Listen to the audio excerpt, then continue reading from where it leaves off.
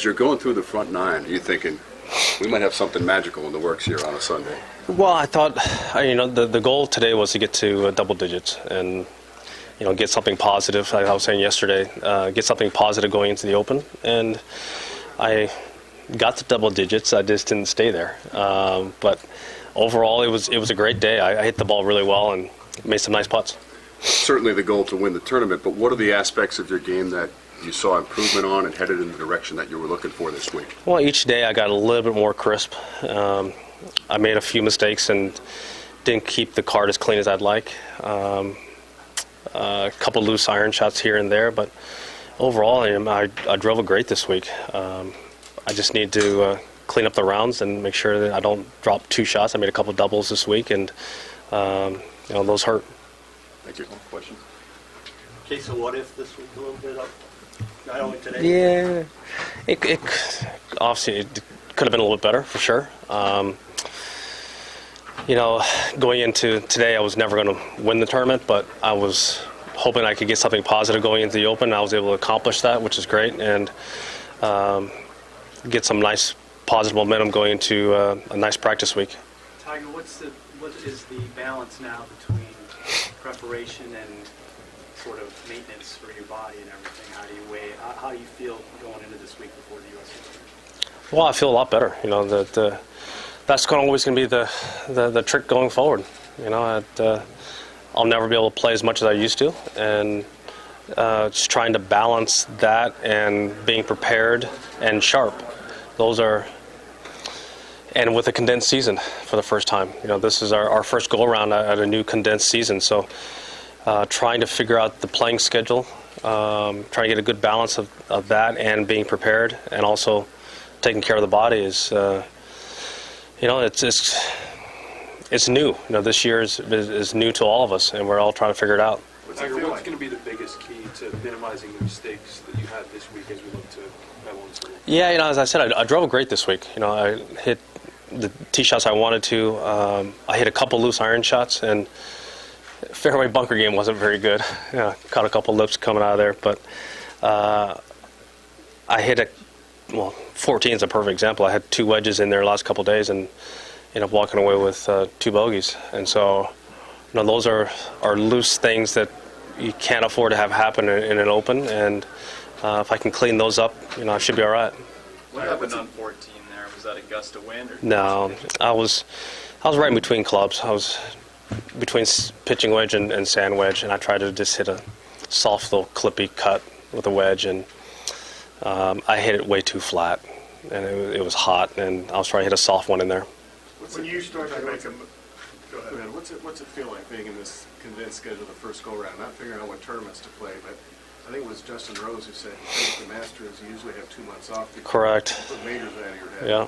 And we just got done with one. You're going next week. It's new. I mean, it's new for all of us. We're trying to figure it out. The players went back to his old spot. That was something I was familiar with because I've played with the players a couple weeks before the Masters, but the PGA move into May was very different, and now it's basically our normal schedule going forward. This is something that we're accustomed to with the next couple majors. Tiger, Brooks has gone 3 in a row. What are the key we're trying to do that? You've obviously won tournaments multiple times in a row. It's trying to peak at the right time. That's the trick, and it's not easy to do. He's done it better than anyone else in the last couple of years. He knows what he needs to do, and he seems to get his game, mind, and body, coming together for those big weeks. And that's what we're all looking to have happen. But he's figured out what's best for him. Tiger, the only Phil has another go at a career Grand Slam in a couple weeks. As somebody who's done it, can you just talk about what that means to complete that, and then what kind of respect you would have for somebody? Yeah, there's only 5 guys that have done it, and so that's the hard part. Is it's just one of those fickle things. That you've had some of the greatest champions of all time that have been missing one leg of the Grand Slam. So it's for a person who we all know that hasn't driven the ball as straight as he'd probably like. He's had 6 seconds in the U.S. Open. I mean, that's incredible to be there that many times. He's figured out a way to play well in the U.S. Open. It just happens to be one of those things where he just hasn't won, but he's been there, and wouldn't surprise me if he's there again. How would you feel if he completed? How would you feel with the relationship you've had with him over the last number of years? Well, it's one of those things where I think that no matter what, he's going to be one of the greatest players that have ever played this game. How he's viewed, whether he wins the career Grand Slam or not, I still think he's one of the best players to ever pick up a golf club.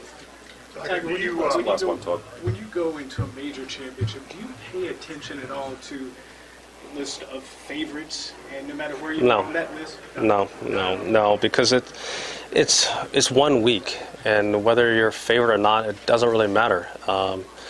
Guys are favored miss cuts. Guys are favored play well. I mean, there's so many guys that it's a 156-man field. I mean,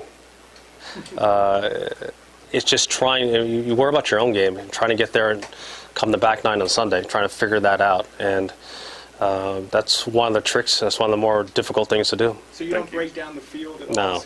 No, I don't. And I've got enough problems that I need to worry about, and my game and trying to shoot the scores and the numbers that I need to shoot to try and win the championship.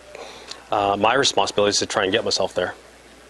Thanks, Tiger. You got it. Thanks, guys. Thank you. Appreciate it. Thanks, go with Nate right here.